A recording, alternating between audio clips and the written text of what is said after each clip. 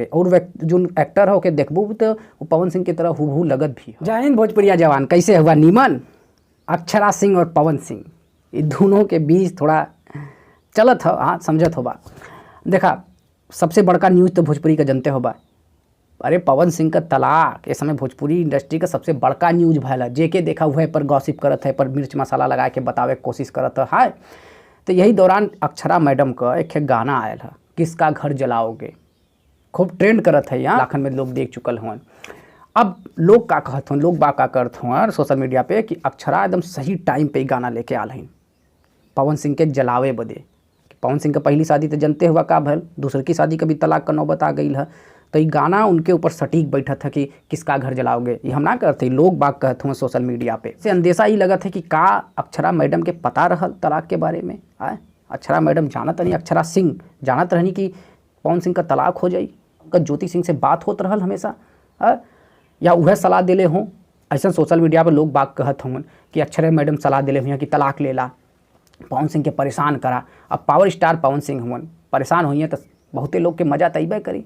अक्षरा भी भुक्तभोगी हैं तो शायद अपन भड़ास निकालो था कि यूट्यूब पे देखबा ना तो ज्योति सिंह और अक्षरा का कॉल रिकॉर्डिंग भी खूब वायरल होता। अब ये कुल मिला के जो कुल तार है ना, कुल मिलाकर यह सब कहता कि नहीं अक्षरा मैडम के पता रहल, उनकर हाथ है। यहाँ तक लोग कहते हैं कि उनकर हाथ है तलाक में, पवन सिंह और उनके मेहरारू ज्योति सिंह के तलाक में। और उनका गाना चमक गल, उनका करियर चमक गल है।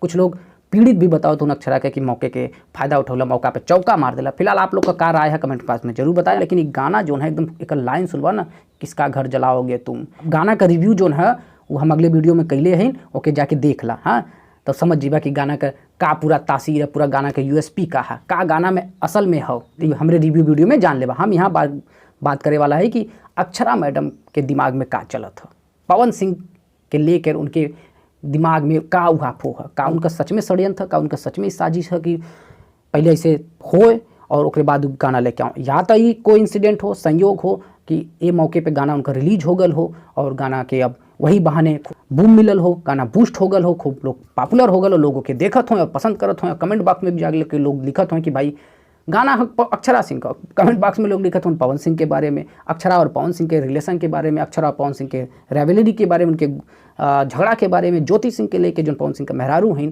तो ये सब होता। तो यह तोहलों के दिमाग में हुई, हमारो दिमाग में हुई कि का पवन सिंह के लेके रही वो तलाक के बारे में जानत नहीं। हमके लगता है कि गाना देखा रिलीज होत रहल हो, शायद कुछ उनके अंदेशा रहल हो कि ऐसा कुछ जीवन में हो सकला, तो कोई के भी जीवन में हो सकला। तो अक्षरा मैडम गाना लिया दिले हैं। अभी कोई इंसिडेंट ही कहब हमें कि कोई इंसिडेंट है और ऐसे मौके पे आयल है कि गाना बूस्ट होता और लोग बात कहत हन कि अक्षरा मैडम का हाथ हो सकला वो तलाक में। और अक्षरा मैडम सही समय पे गाना लिया हूँ कि किसका घर जलाओगे। और जो एक्टर है ओके देखबू तो वो पवन सिंह की तरह हूबहू लगत भी है। और नाम कहीं ना लिखल गल है, पूरे वीडियो टाइप में देखबा शायद उसका नाम ना, अगर हमसे चूक हो गल हो तो कमेंट बॉक्स में बता दिया। फिलहाल आप लोग का क्या ख्याल है, आप लोग का सोचत होंगे इस मैटर पर कमेंट बॉक्स में जरूर बतावा। चल आज्ञा दा, सब कुछ नीमन ठीक है, अपन ध्यान रखा। जय हिंद।